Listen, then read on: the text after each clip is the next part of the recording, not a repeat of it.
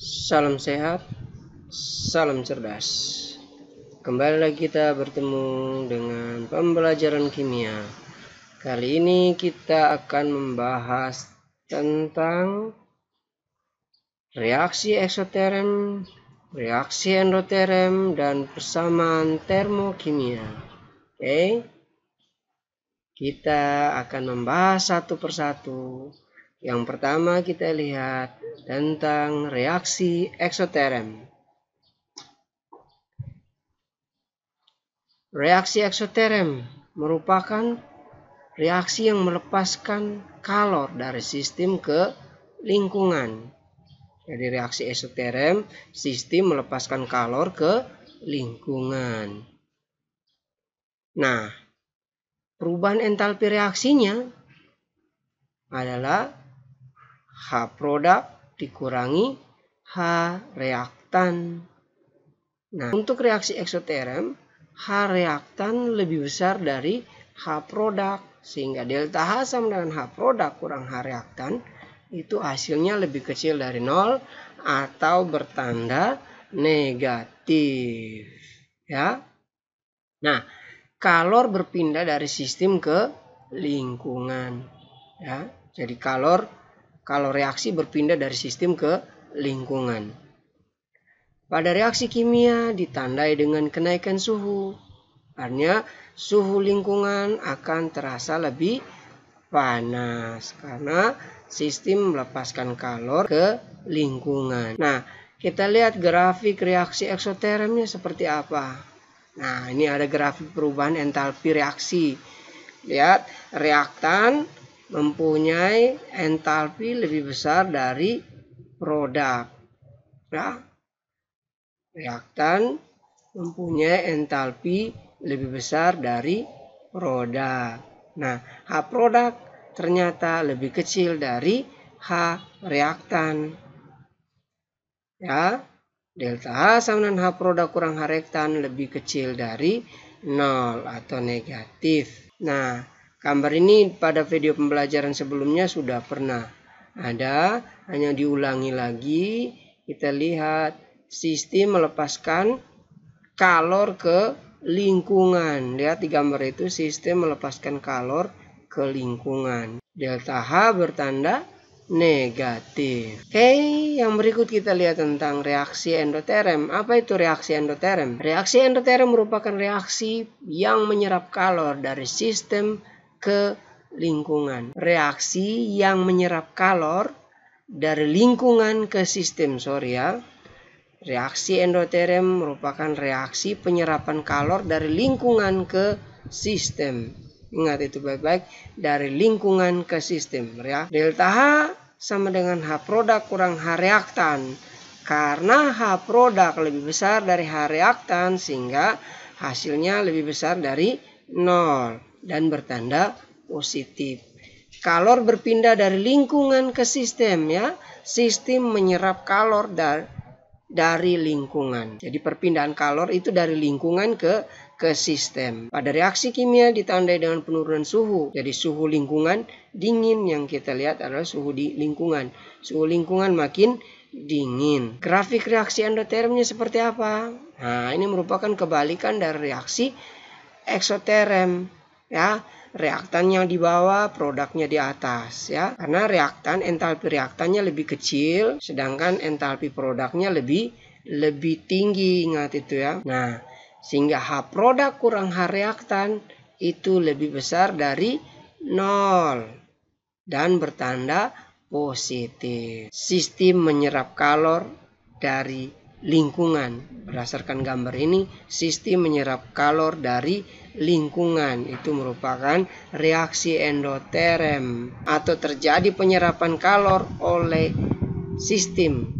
Kalornya diserap dari mana? Dia dari lingkungan. Oke. Delta H bertanda positif. Nah, yang berikut kita lihat tentang persamaan termokimia.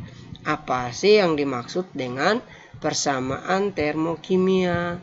Nah, persamaan termokimia merupakan persamaan reaksi yang disertai informasi tentang jumlah mol zat dan hasil reaksi.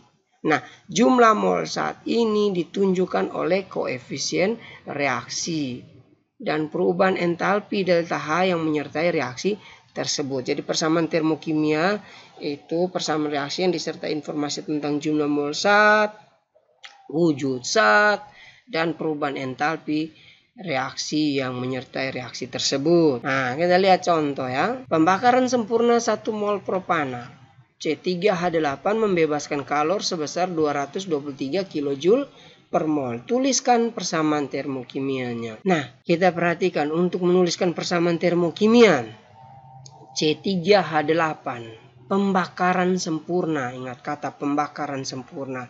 Karbon kalau dibakar sempurna akan menghasilkan gas karbon dioksida. Sedangkan hidrogen jika dibakar sempurna akan menghasilkan uap air. Ya. Sehingga kita perlu menuliskan persamaan termokimianya.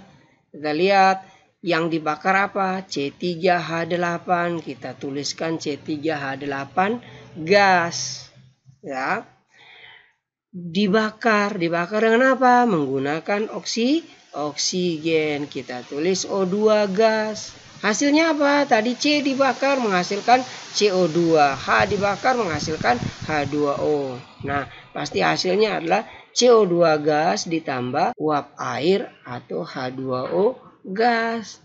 Disertai dengan apa? Dengan entalpi, perubahan entalpi reaksinya. Di situ dibilang membebaskan kalor sebesar. Membebaskan kalor berarti delta H bertanda negatif. Negatif 2223 kJ per mol. Oke. Nah, ini persamaan termokimianya ya. Tapi kita lihat sudah setara apa belum? Oh, ternyata belum. Kita perhatikan di kiri C itu ada 3. Di kanan di CO2 ya, diperhatikan C pada CO2 jumlah C-nya berapa? 1. Di kiri 3, di kanan 1. Berarti belum setara. H di kiri 8, sedangkan di kanan pada H2O hanya 2. Nih menunjukkan bahwa persamaan reaksinya belum setara. Oleh karena itu kita harus setarakan. Nah, 1 mol propana C3H8 berarti koefisien C3H8 harus 1 ya.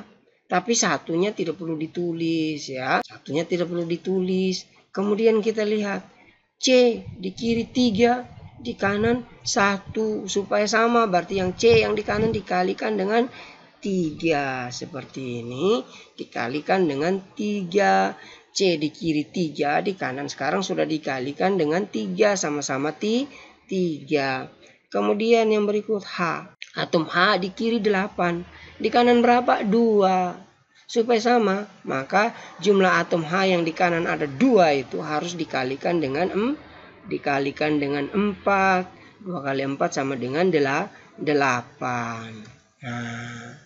Oke, nah jumlah atom C dan atom H sama di kiri dan kanan. Sekarang kita lihat O2-nya. Terakhir O2 harus disetarakan. Ya, di kanan 3 kali 2 pada CO2 ya. 3 kali 2 6. Oksigennya 4. Ya, 4 kali 1 4. Berarti 3 kali 2 6. 6 tambah 4 berapa? 10. Nah, yang ada di kiri dikalikan dengan berapa di sini? Di sini 2 dikalikan dengan 5. Sekarang sudah setara. C di kiri 3, di kanan 3 kali 1 3. H di kiri 8, di kanan 4 kali 2 8. O di kiri 5 kali 2 sama dengan 10. Sedangkan di kanan 3 kali 2 sama dengan 6. Ditambah 4 kali 1.